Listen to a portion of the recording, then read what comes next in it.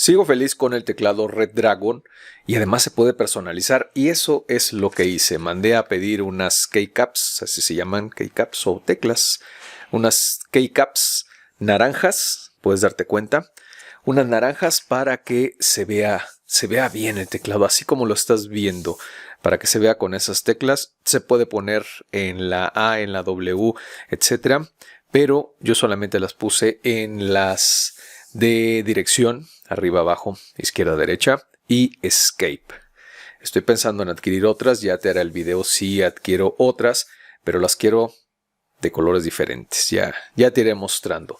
Pero bueno, estas realmente es muy sencillo quitarlas, simplemente pues así como lo estás viendo, necesitas la llavecita, necesitas una llavecita y listo. La llavecita viene con las keycaps y las puedes quitar y poner de forma realmente muy simple.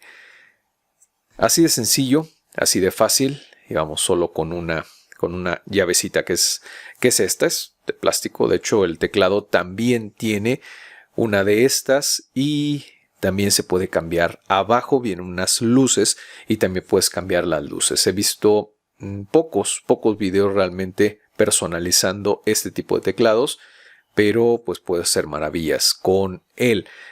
Con las keycaps hay uno que vi que pintó la base. No me gustaría pintar la base, me gusta mucho el negro, pero también podrías pintar la base, entre otros pues experimentos que puedes hacer. De hecho, con estas keycaps, como el color rojo se pierde un poco y a mí me gusta cómo se ve el rojo, intenté, te voy a ser franco, atrás ponerle un poco de corrector para que no se escapara tanto la luz, pero no me gustó el resultado.